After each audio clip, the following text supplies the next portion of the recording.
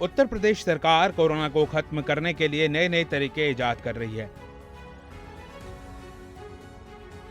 चाहे वो योगी सरकार का 3T फॉर्मूला हो या फिर गांवों में घर घर जाकर वैक्सीन का प्रचार करना। अब इस मुहिम में वाराणसी में एक पहल देखने को मिली है।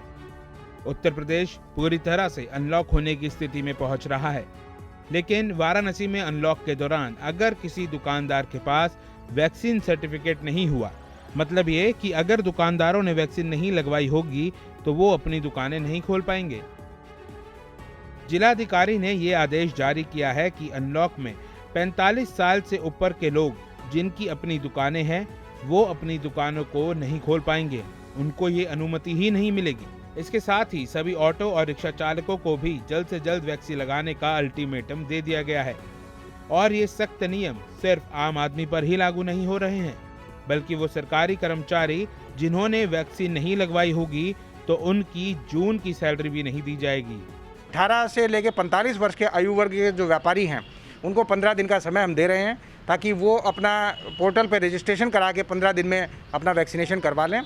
15 दिन के बाद हम लोग देखेंगे कि वास्तव में जिनका वैक्सीनेशन पूरा हो गया हो, जिसमें व्यापारी वर्ग भी शामिल है, उन पे काम करने वाले जितने कर्मचारी हैं वो भी शामिल हैं, जो वैक्सीनेट हो चुके हों तभी हम लोग उनके प्रतिष्ठान खुलवाएंगे।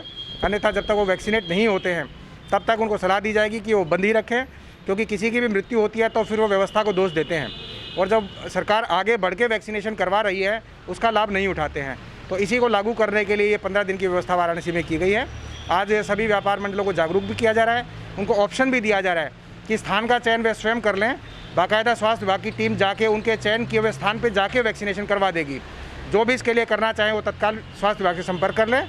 अगले दिन से ही वहीं वर्क साइट पे ही उनका वैक्सीनेशन प्रारंभ करवा दिया जाएगा। तो इतनी सुविधा सब व्यापारियों को दी जा रही है, सबको समझाया जा रहा है और मुझे उम्मीद है कि सारे लोग इस मुहिम में साथ देंगे और वाराणसी को एक सेफ जगह बनवाएंगे। और सरकारी विभागों को तो जून की सैलरी तभी जारी करने के लिए कहा गया है जब कम से कम 1 डोज कर्मचारी को लग चुकी हो।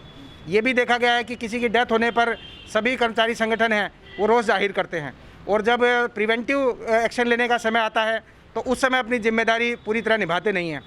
मतलब साफ है कि सरकार ने कमर कस ली है कोरोना को जड़ से उखाड़ फेंकने की।